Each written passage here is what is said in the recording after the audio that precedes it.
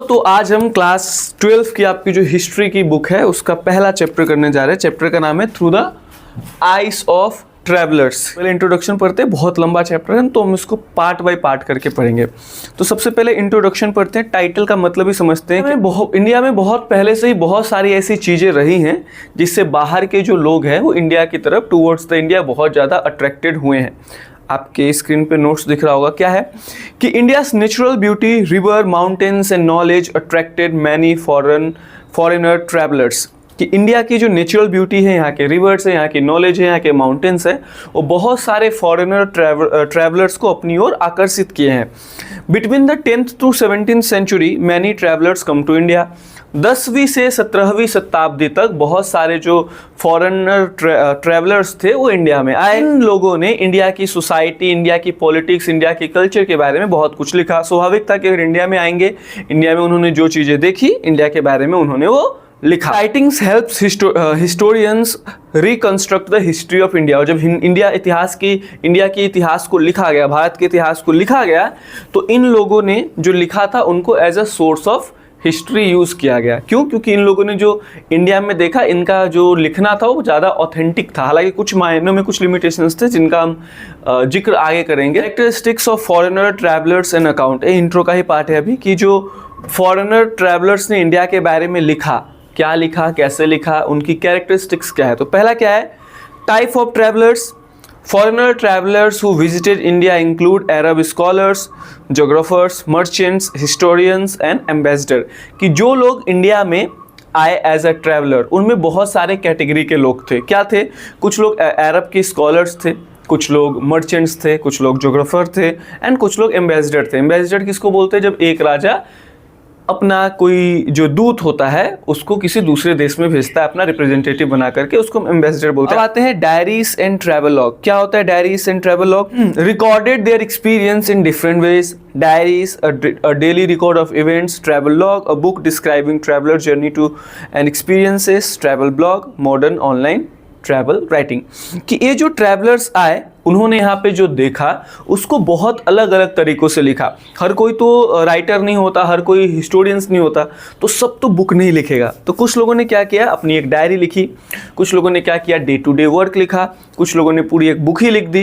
तो ये जो सारा सोर्स है वो हमारे लिए as a historians, as a history के स्टूडेंट्स हमें बहुत हेल्प करता है। क्यों? क्योंकि इन्हीं के को बेस बना करके बाद के जो मॉडर्न राइटर्स हुए उन्होंने समकालीन तब के टाइम के बारे में हिस्ट्री लिखी है और हम उसको समझते हैं। लैंग्वेज यूज, नेक्स्ट टॉपिक क्या है कि उन्होंने कौन सी लैंग्वेज का इस्तेमाल किया हिस्ट्री लिखने के लिए। अब देखिए यहाँ पे 2-3 चीज़ें आपको जानना पड़ेगा। पहला कि जो भी बाहर के राइटर आए हैं ना, जो भी बाहर के राइटर आए उनकी लैंग्वेज अलग थी। हमारा इंडिया का लैंग्वेज जो था वो अलग था, तो उन्होंने जहाँ जो लैंग्वेज वो जानते थे वही लिखेंगे। तो कौन कौन से लैंग्वेजेस है? देखो, travel account were written in different languages. Screen पे दिख रहा होगा ऑब्वियसली कि ट्रैवल अकाउंट जो थे वो अलग अलग लैंग्वेज में लिखे जाते थे। Arabic mostly used by the Muslim travellers. जो मुस्लिम ट्रैवलर्स थे वो खास करके अरबिक भाषा का इस्तेमाल करते थे लिखने के लिए।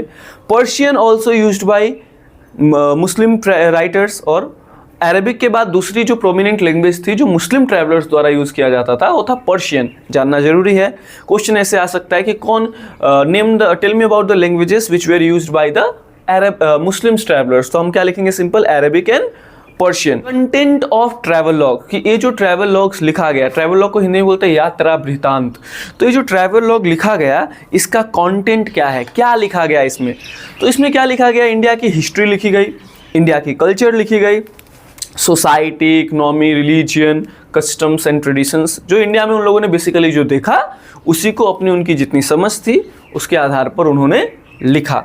अब आते हैं प्रॉब्लम ऑफ लैंग्वेजेस। इसका जिक्र हमने पहले किया है कि जो ट्रैवलर्स थे उनकी अपनी एक अलग अलग लैंग्वेज थी।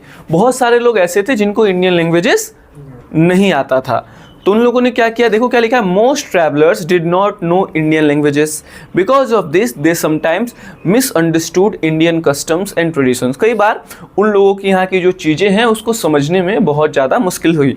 आपको मैं एक एग्जांपल से समझाता हूँ कि एक देश है अफ्रीका का, वहाँ पे अगर आप जाओगे तो वहाँ पे जो लोग हैं आपको ग्रीट करने के लिए एक बहुत ट्रेडिशन है, वो आप पे थूकते हैं। और थूकते हैं तो क्या होता है, थूकते इसलिए, देखो हमारे यहाँ पे थूकना किसी पे बहुत ज़्यादा क्रीपी हो सकता है ना, कि यार क्यों थूक रहा है उस पर, और कितना गंदा माना जाता है। बट वहाँ पे a sense of giving respect है। क्यों? क्योंकि इसके पीछे लॉजिक ये दिया जाता है कि अफ्रीका के उस जगह में पानी की बहुत कमी है, तो मैं थूक रहा हूँ मतलब वो तुमको बहुत सम्मान दे रहा हूँ, इस तरह की चीज़ें। बाकी हर जगह अलग अलग चीज़ें होती है। तीसरा प्रॉब्लम क्या था?